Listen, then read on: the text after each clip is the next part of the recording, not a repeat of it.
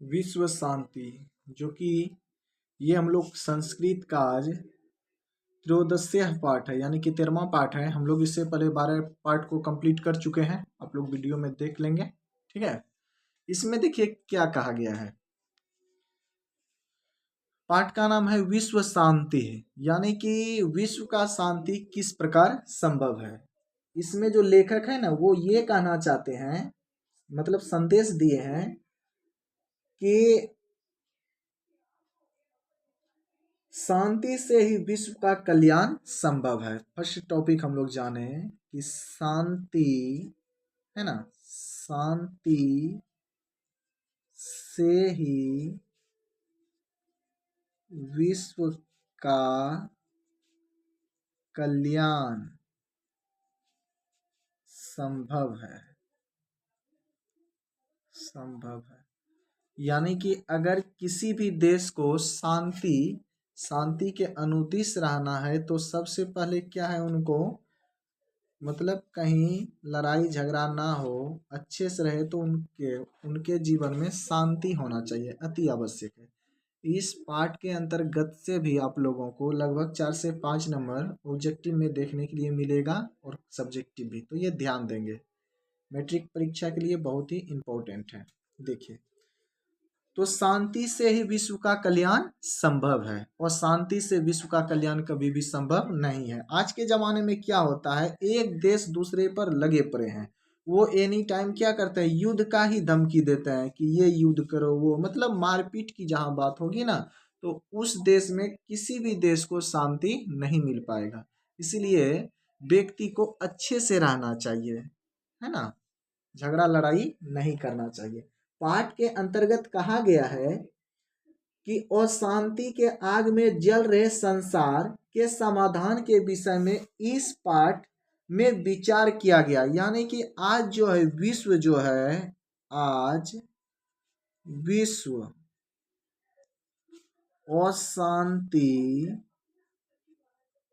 अशांति के आग में जल रहा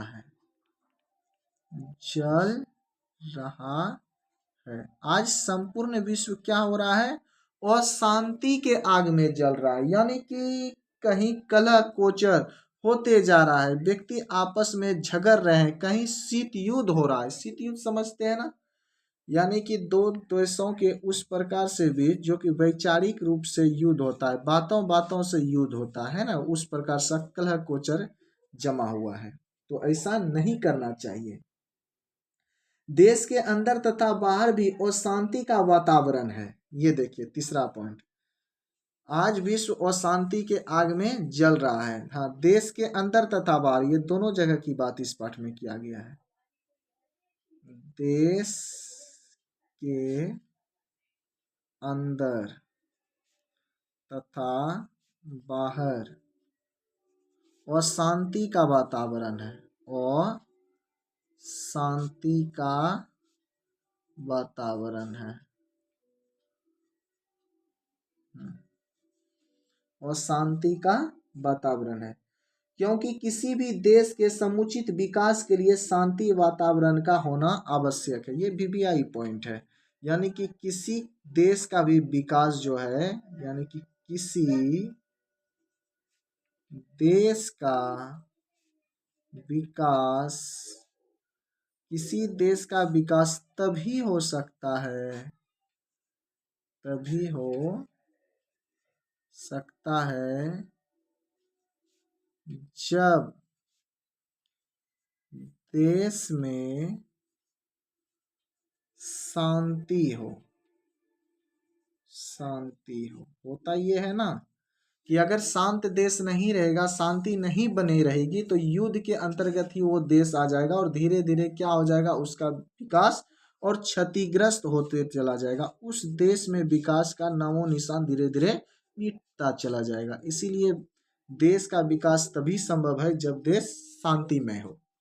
नेक्स्ट पॉइंट कहता है, इस पाठ के अंतर्गत, विश्व शांति पाठ के अंतर्गत हम लोग आगे जानेंगे। देखिए, ये सब मुख्य पॉइंट है, आप लोग इसको अच्छा से एक बार स्मरण कर लेंगे।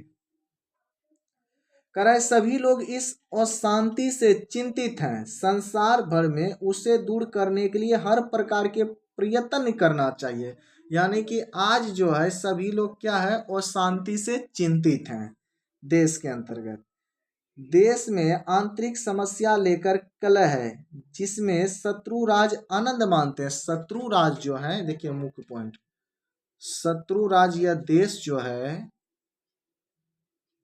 वह देश वो क्या करते हैं, एक दूसरे का शांति भंग करना चाहते हैं, है ना। शत्रु राज व देश एक दूसरे का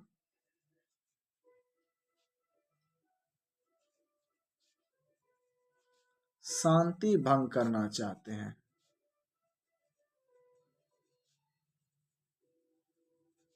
अभी हम ही लोग को देख लीजिए, शांति भंग करना चाहते हैं, आज अभी हम ही लोग को देख लीजिए, हम लोग कितने अच्छे भारतवर्ष में अच्छे से रहते हैं, लेकिन हमारे पड़ोसी देश पाकिस्तान वो बार बार क्या करते हैं कि वो आतंकवाद को भेजते रहते हैं। मतलब उनको भारत का शांति देखा नहीं जाता है, तो इस प्रकार से उनको नहीं करना चाहिए। वो शांति भंग में लगे हुए हैं, इससे उनका भी विनाश होगा। ये ना समझे कि हम वो शांति भंग भारत का कर रहे हैं तो हम बहुत अच्छे से जी लेंगे, उनका विनाश है। चलिए नेक्स्ट पॉइंट हम लोग जानेंगे इसमें, इस पार्ट के अंतर्गत,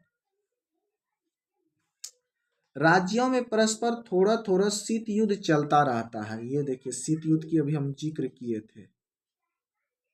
राज्यों में थोड़ा थोड़ा शीत युद्ध यानी कि आपसी युद्ध, है ना, गृह युद्ध इसको कह सकते हैं। राज्यों में थोड़ा थोड़ा शीत युद्ध, पाठ के अंतर्गत शीत युद्ध चलता रहता है। आप लोगों ने पढ़ा होगा शीत युद्ध किसे कहते हैं, यह हथियार विहीन युद्ध है ना। इसमें एक दूसरे को नीचा दिखाया जाता है बातों ही बातों में, ये इस प्रकार से होता है, ऐसा नहीं होना चाहिए। कह रहा है आंशिक मानव विनाश का कारण है। आज विश्व को विनाश करने वाले अनेक शस्त्रों का आविष्कार हो चुके हैं, इससे मानवता नाश का भय उत्पन्न हो गया है। आज क्या हो गया है, आज के समय में अशांति, है ना, यानी कि विनाश करने के लिए, देश को विनाश करने के लिए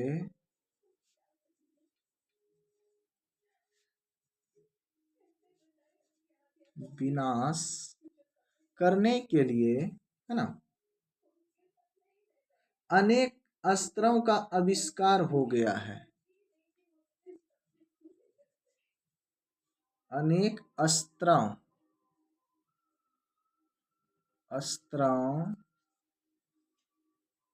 का आविष्कार हो गया है।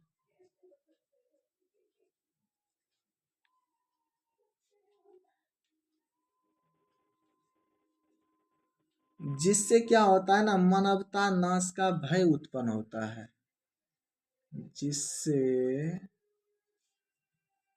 मानवता विनाश का भय उत्पन्न होता है। भय उत्पन्न होता है, होता ये है ना कि आज के जमाने में क्या हो गया है, हर देश एक दूसरे के विपरीत तुले हुए हैं। वो चाहते हैं हम बड़ा तो हम बड़ा, कई परमाणु हथियार, बड़े बड़े हथियार, परमाणु बम, विस्फोटक पदार्थ बना करके वो रखे हुए हैं कि उसका हम विनाश करेंगे। इसमें दोनों देशों का दुर्भाग्य है। इसीलिए अगर हमें शांति यानी कि देश को सुचारू रूप से चलाना है तो हमें शांति बना करके रखना चाहिए। इस पाठ का यही है कि विश्व शांति कैसे होगी, कि हमें मारपीट नहीं करना चाहिए, बात से ही, है ना, देश का निवारण करना चाहिए, झगड़ा को सुलझाना चाहिए कि हम क्यों झगड़ा कर रहे हैं। इस बात को सभी लोग को मानना चाहिए। बहुत सारा व्यक्ति इसमें चिंतित है कि देखिएगा ना कि दो देशों के बीच जब युद्ध होता है, वहाँ का मेन युद्धकर्ता जो है वो अच्छे से अपना बंकर वगैरह सब में रहते हैं, और ये सब भुगतना किनको पड़ता है? बेचारे आम जनता को। वो त्राहिमाम हो जाते हैं, उनका घर परिवार सब टूट जाता है, और लेकिन बड़े व्यक्ति सब एकदम अच्छे से रह जाते हैं। तो इस प्रकार से नहीं करना चाहिए, युद्ध तो करना ही नहीं चाहिए। कहा गया है, भगवान गौतम बुद्ध ने प्राचीन काल में ही कहा है इस पाठ के अंतर्गत कि वैर से वैर का समान नहीं होता। देखिए ये एक और लाइन आ गया, इसमें जिक्र किया गया है भगवान बुद्ध का। भगवान बुद्ध प्राचीन काल में ही कहे हैं, प्राचीन काल में ही कहे हैं वो, है ना, काल में ही लिख देते हैं, काल में ही, समझ जाइएगा। वैर से वैर का समन नहीं होता, वो कहे हैं वैर से वैर समन नहीं होता, है ना। उन्होंने ये बात बोली है बहुत बड़ा।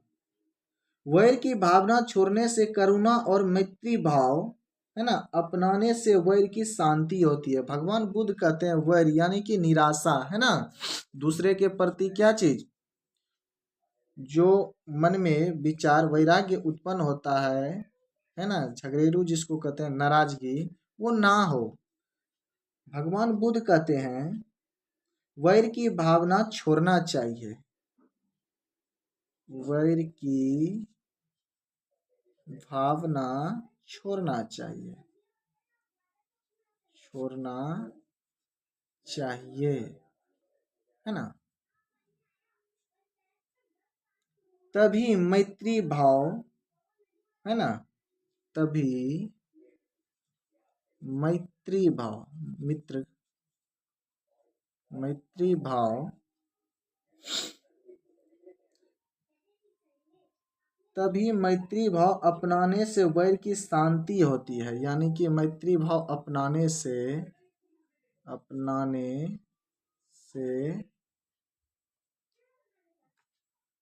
शांति होती है। सही बात है, शांति होती है।